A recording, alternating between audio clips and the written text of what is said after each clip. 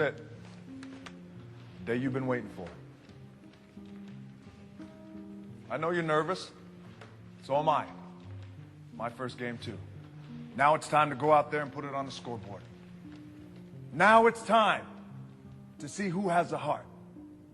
Now is the time to prove to yourselves and prove to everyone out there that even though you're locked up, you are somebody. You are worthy of something. And you're able to do something special that no one else in the world can do. Ready to go out there and take what's yours. Yeah! What you've worked hard for. Yeah!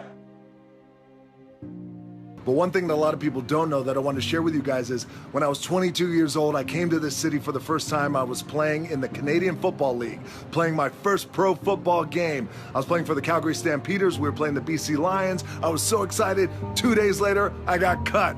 The dream shattered, sent home with $7 in my pocket. I was like, wait, no, I got to play in the NFL eventually. Those are my big goals. That's my dream. You realize that playing in the NFL was the best thing that never happened because it got me here. So my point is, look, you're going to get your ass kicked. We're going to get the shit kicked out of us. You got to get up. You got to have faith that the one thing you wanted to happen oftentimes is the best thing that never happened. So have faith and just keep that in mind and keep plugging away.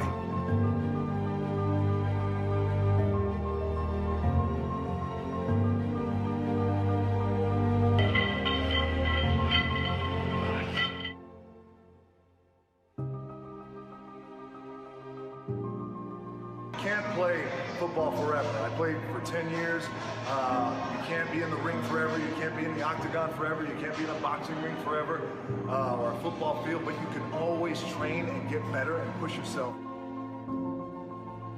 Just bring it. That's it. Just bring it. I say that in my everyday life in terms of my challenges and things like that.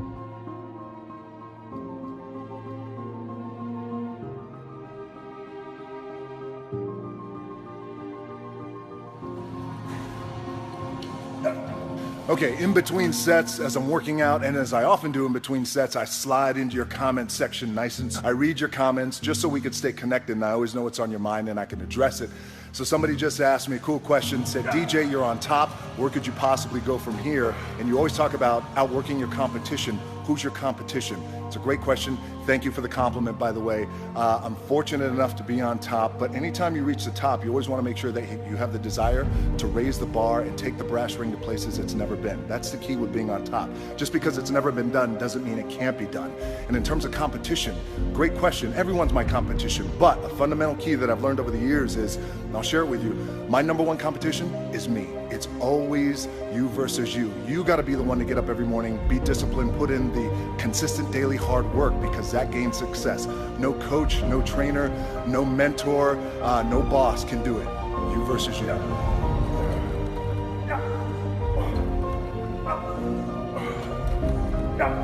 Double.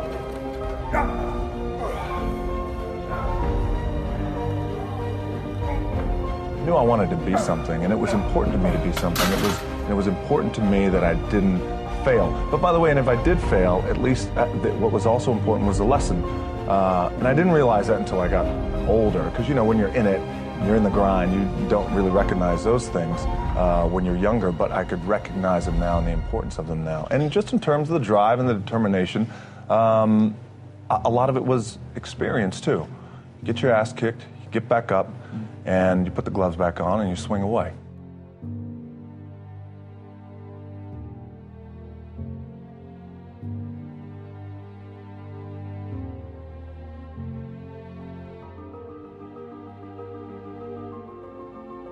All right, Saturday afternoon, empty gym, the way we like it, tripping over here. It's leg day, which means it's gonna be sweaty, painful, and fun.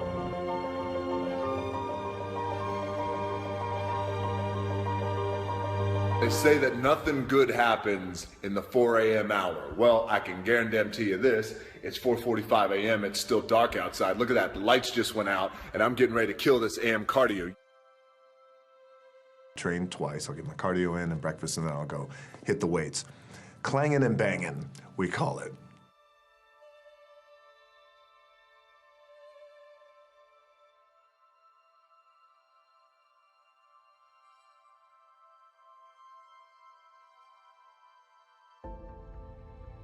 know, the masters make the hardest things in the world look easiest. And in the moments where you push yourself, when no one else is around, those moments have a tendency to lead to success.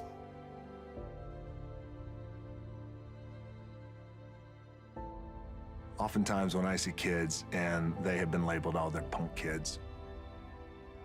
True. But there's good in them. And we got to see that potential. And I enjoy that today, seeing the potential in kids just like he did. Especially kids who are kind of wayward and have been going through it. I know what it's like. Our most powerful and most important is when we just embrace who we are. It's just believing in yourself and embracing who you were born to be. Whether it's 3 o'clock in the morning, by the way, when we were talking in London, I was getting up at 3 because I had to be on set by 4. So whatever time my call time is, those and directors and our producers, whatever time my call time, so my call time is at 7, then you back your clock up 4 hours, and then that's when I get up and train twice. Just wrap that 4 a.m. cardio. There's no substitute for hard work.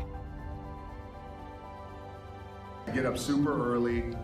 Generally, I have this thing where I like beating the sun up, not just in terms of before the sun comes up, I have to get up. And how do I do it? It's just important to find balance, and I try and do things really that I really enjoy doing. And a lot of times, you know, it's like in life, right? Life brings like drama, and you got to deal with this person, and a funky relationship here, and all these things.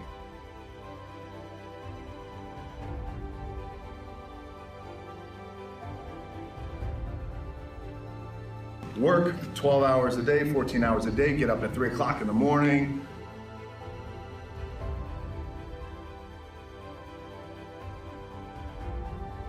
I don't know if there's a golden rule. I can tell you this, that I believe anything is possible, right? I live in the world of possibility. And I also believe that we can accomplish anything with our 2 hands and just putting in the work with our 2 hands. And also, you hear this often, but it's really, really true. You gotta find something, if you love what you do and be passionate about what you do and find something that you can be passionate like, it really helps. You know, it gives you that motivation when you wake up in the morning.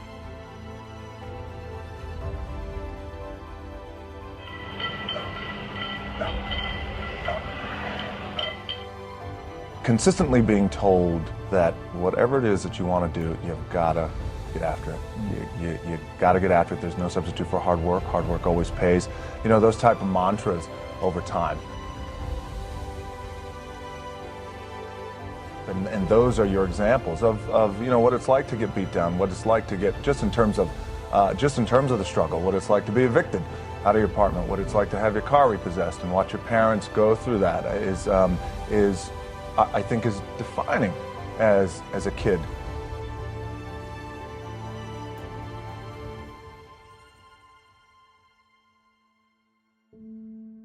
You know, I grew up, there was a period of time where I was making a lot of mistakes, David. I was getting arrested multiple times. By the time I was 16, I was arrested maybe 7 or 8 times, fighting theft, doing a lot of things that I shouldn't have been doing. I was really lucky that I had a couple of people who, along with my parents, who saw the potential in me even when I didn't see the potential in me. And it wasn't until I got older, had a little bit of luck, a little bit of success, that I started to understand the value and the power of someone giving back.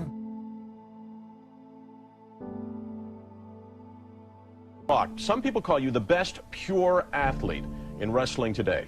Let's start off with a bit of your history. When you broke in, you were packaged as a part of a wrestling legacy. Your father is Rocky Johnson, or Sweet Ebony Diamond, as Canadian fans know him. Tony Atlas was a family friend, all kinds of family roots. Were you ever concerned that you wouldn't get your chance to prove yourself on your own terms?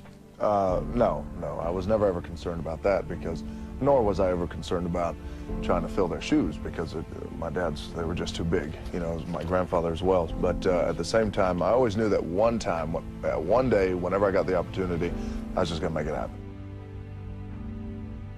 Persistence and hard work. I knew one day it was gonna happen. When I made up my mind to get involved in the business that I have a passion for, that I grew up in, I knew that there's gonna be a time where the success will come. And that's through hard work and consistency. It's you know, the same old story, things like that. So it's surprising to a degree, but I was well aware that it was going to happen.